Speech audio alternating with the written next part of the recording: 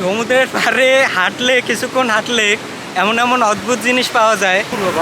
একদম সন্ধ্যাগণাত একটা মুহূর্ত কুয়াকাটা সি বিচের। আমরা সন্ধ্যাগণাত এই মুহূর্তে বিচের পাশে হাঁটাহাঁটি করতেছি। দোকানগুলো সব বসে গেছে আস্তে আস্তে।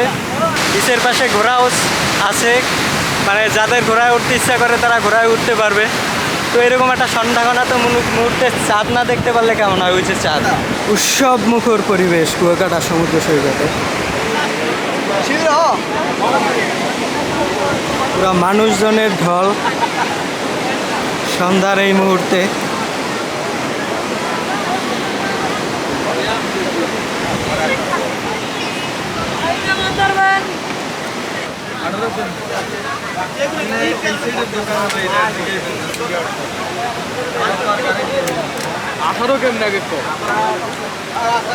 কুয়াকাটা সমুদ্র সৈকত, বে অফ বেঙ্গল, বঙ্গোপসাগরের একটা তীর এই কুয়াকাটা সমুদ্র সৈকত।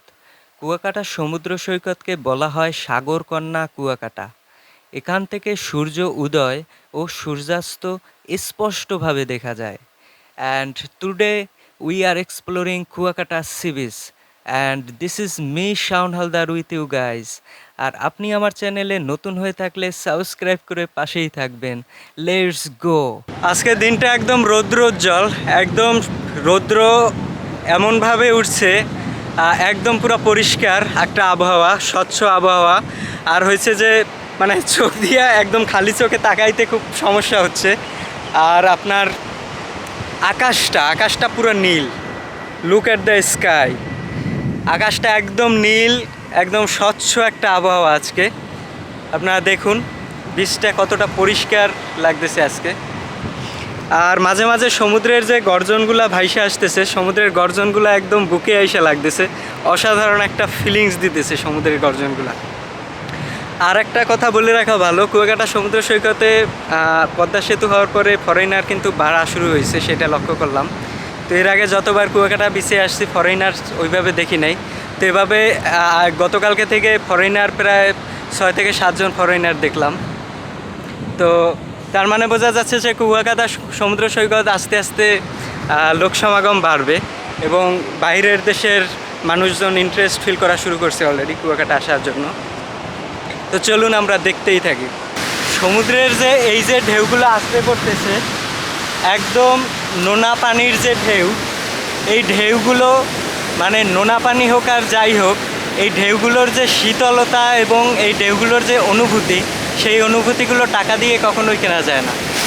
আপনাকে এই ঢেউগুলো ফিল করতে হলে কুয়াকাটা আসতে হবে এবং সমুদ্র সৈকতে ঘুরে বেড়াতে হবে এবং বুঝতে হবে এই সমুদ্রের বিশালতা এবং এর যে শান্তি, এর যে মানে রহস্য। সমুদ্র যে চিরকালই একটা রহস্য, সেইটা সমুদ্রে আসলে বোঝা যায় যে এত বড় একটা সমুদ্র যার কোনো কুল কিনারা নাই, মানে এর শেষে কি আছে আমরা জানি না। এই যে একটা আশ্চর্য একটা বিষয়, মানে সমুদ্র যে কত বড় একটা সম্পদ এবং কত মানে সম্পদ যে সমুদ্রের ভিতর আছে, এটা আসলে চিন্তা তখনই আসবে যখন আপনি সমুদ্রে আসবেন। এই বিশালতাটাকে যখন অনুভব করতে পারবেন, তখনই সমুদ্র সম্পর্কে আরও জানার ইচ্ছাটা বেড়ে যাবে। আর সমুদ্রের পাড়ে এইভাবে হাঁটার আনন্দই আলাদা। একদম আপনি যতই কষ্টে থাকুন বা যতই স্ট্রেসে থাকুন, প্রেশারে থাকুন মেন্টাল, সমুদ্রের পাড়ে আসলে আপনার মন হালকা হবেই, মানে এটা হতে বাধ্য। তো আমার কাছে সমুদ্র একটা মেডিসিন, ওষুধের মতো।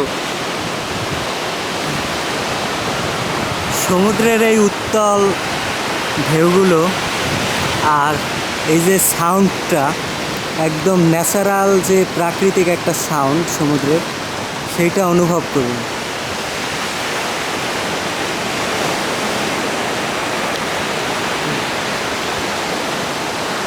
যে জিনিসটা, লুক অ্যাট দ্যাট, মানে অদ্ভুত সব জিনিস পাওয়া যায়। এগুলো কোথা থেকে আসে তার কোনো ঠিক নেই। তারপর এই আর একটা জিনিস, মানে এটা যে কী জিনিস তা মানে বোঝা বড় দায়, এটা কি হইতে পারে। বাট এই ধরনের অদ্ভুত জিনিস হাঁটলে হরহামেশাই পাওয়া যায় সমুদ্রের পাড়ে। আরেকটা জিনিস পাইছিলাম,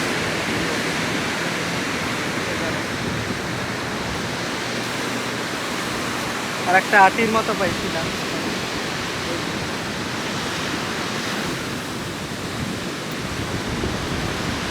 তো এই জিনিসটা দেখে বোঝা যায় না যে এই জিনিসটা আসলে কি। ভালো করে খেয়াল করুন। তো এটা একটা বীজ, এখন এটা কি গাছের বীজ সেটা আমিও জানি না, আর বলাও যাচ্ছে না, কারণ অদ্ভুত টাইপের একটা বীজ। ফার্স্টে মনে করছিলাম শামুক, আসলে শামুক না, এটা একটা আটি বা বীজ। তো এটা থেকে গাছ হবে, হয়তো সমুদ্রের কোনো একটা জায়গা থেকে ভেসে ভেসে চলে আসছে এই বীজটা। তো কী গাছের বীজ সেইটা আমি বলতে পারতেছি না, তবে আপনারা যদি কেউ এই বীজটা চিনে থাকেন কমেন্টে অবশ্যই জানাবেন এইটা কিসের বীজ। মেবি সুন্দরী গাছের বীজ হতে পারে।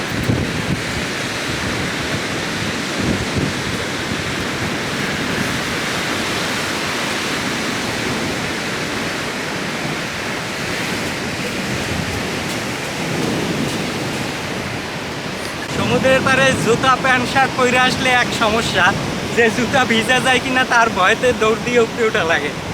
তো এই কারণে আর কি, মানে সব টাইম তো আর জুতা আর প্যান্ট এইভাবে পরে আসা হয় না, তো ট্রাউজার তারপরে গেঞ্জি, তো ওইগুলো পরেই বেশি আসা উচিত। আকাশটা দেখুন একদম নীল।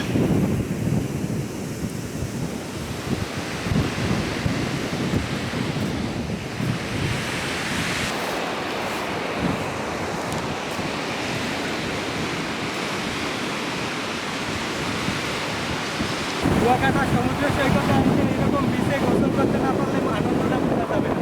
এরকম একটা রৌদ্রোজ্জ্বল দিনে এইভাবে গোসল করা অসাধারণ একটা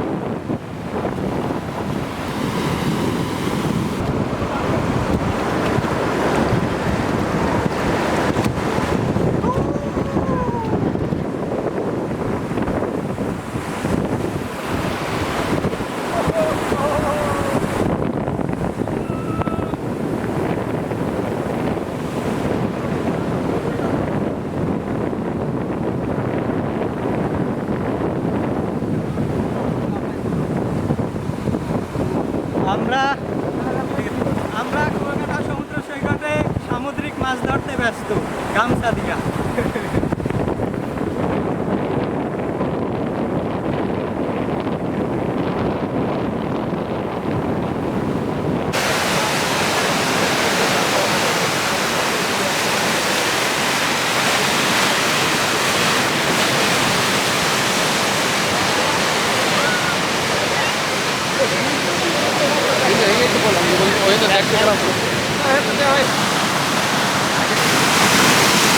সন্ধ্যাবেলা বিচের একদম আবহাওয়াটা দেখুন, একদম বিচে পানি একদম বিচের ফুলে চলে আসছে, পুরো বিচটা পানিতে এখন ভরা, মানে হাঁটার কোনো অবস্থা নেই।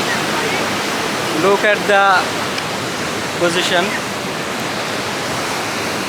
পুরা পানি অনেক উপরে চলে আসছে বিচের, আর সমুদ্রের গর্জনও অনেক। সমুদ্র অশান্ত মনে হচ্ছে এখন এই সন্ধ্যার মুহূর্তে।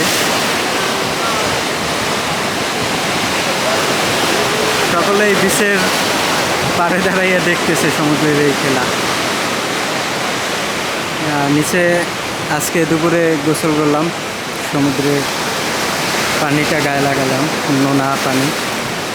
তো বিকালবেলা এখন বেরোইলাম, বেরোই দেখি যে বিচ পুরা ভরে গেছে।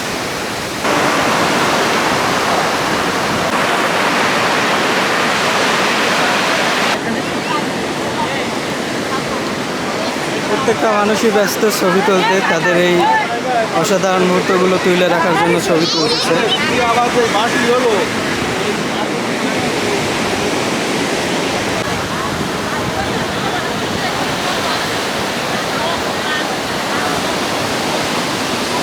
সাগরকন্যা কুয়াকাটার এই ঢেউগুলো, এক একটা ঢেউ একদম সমুদ্রের এই বুকে, সমুদ্রের বিচে আছড়ে পড়তেছে।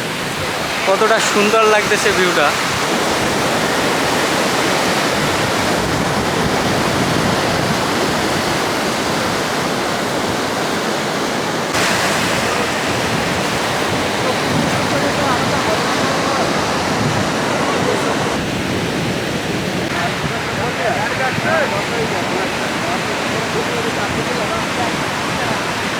সমুদ্রের গর্জনটা শুনুন।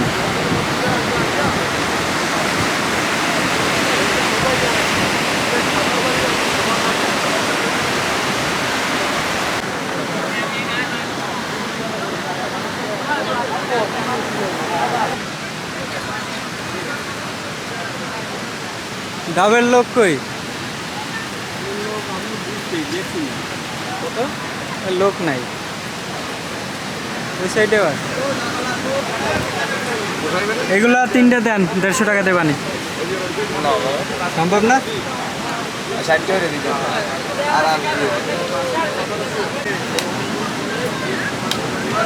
তো এখন আমরা সমুদ্রের পাড়ে ডাব খাবো। দেশে নাই গেল ভাই, আমি তো হাবেরি ধরতাম না, মুই এটা দিলাম।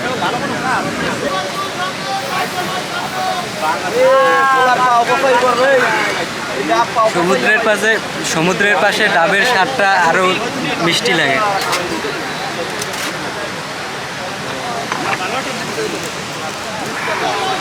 দাম বেশি এই জন্য মেবি।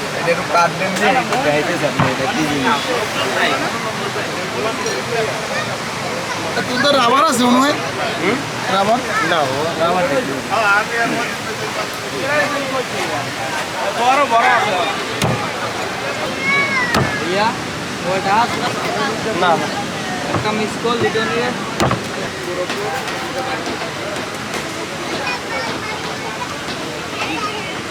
তাই এটা কি লাল লাকার নারকেল হয়ে গেছে ভাই ভাই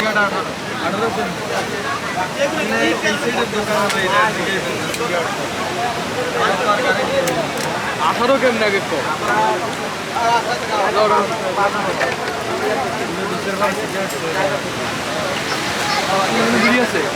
10 টাকা। সমুদ্রের পাড়ে একদম কুয়াকাটা সমুদ্র পাড়ে বারবিকিউ করছি। আর বারবিকিউতে এখন আমিও একটু হাত লাগাবো, মশলা লাগাবো। তো চলুন দেখতে থাকি। তো অদক্ষ হাতে মশলাটা দিতেছি, কেমন হচ্ছে জানি না, সঠিক নিয়মে দিচ্ছি কিনা। তারপরও মশলা তো মশলাটা মাখাই নিলাম। কুয়াকাটা সমুদ্র সৈকতের পাশে বারবিকিউ করে সেটা খাওয়ার মুহূর্ত অসাধারণ। আপনিও কুয়াকাটা ঘুরতে এসে অবশ্যই একদম সমুদ্রের পাড়ে বারবিকিউ এনজয় করবেন। সমুদ্রের ঢেউ, গর্জন আর বাতাসের সাথে বারবিকিউর গন্ধ অসাধারণ একটা ব্যাপার। এখানে পাওয়া যায় বহু সামুদ্রিক মাছ সহ দেশীয় কিছু মাছ। রাখাইন মার্কেট কুয়াকাটার, হচ্ছে কুয়াকাটার রাখাইন মার্কেট, কুয়াকাটার রাখাইন মার্কেট।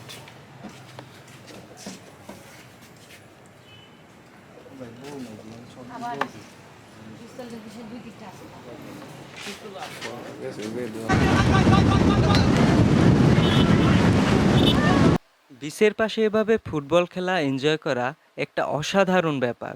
আপনি হারিয়ে যাবেন অন্য এক দুনিয়াতে।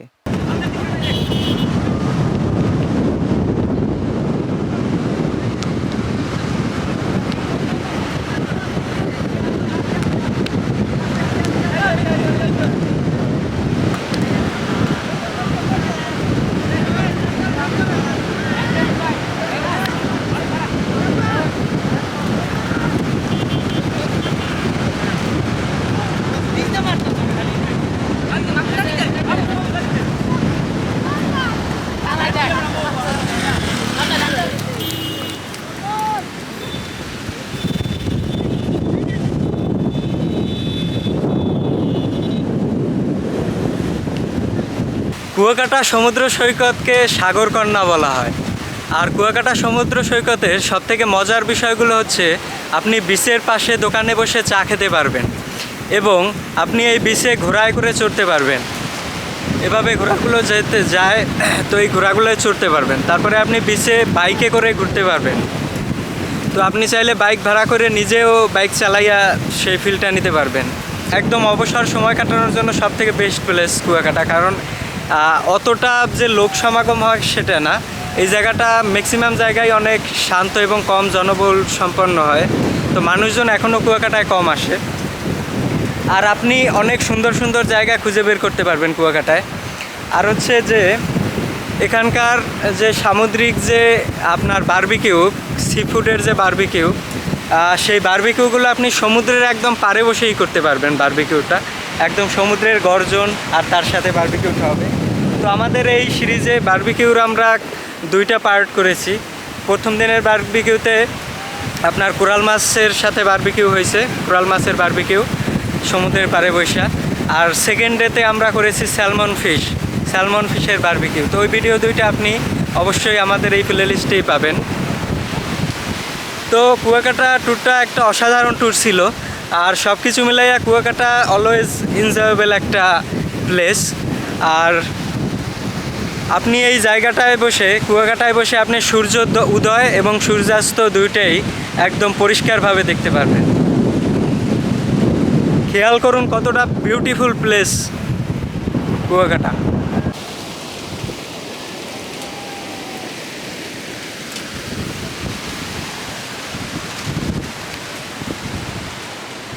এভাবে প্রচুর ঝিনুক পড়ে থাকতে দেখা যাবে। প্রচুর ঝিনুক পাওয়া যায় কুয়াকাটা সি বিচে। সব ঝিনুকগুলো ভেসে ভেসে আসছে। আজকের ভিডিওটি এই পর্যন্তই। ভিডিওটি ভালো লাগলে সাবস্ক্রাইব করে পাশেই থাকবেন, আর আপনার মূল্যবান মতামত কমেন্ট বক্সে জানাবেন। দেখা হবে সামনের ভিডিওতে। সেই পর্যন্ত সকলের ভালোই থাকবেন। Good bye, good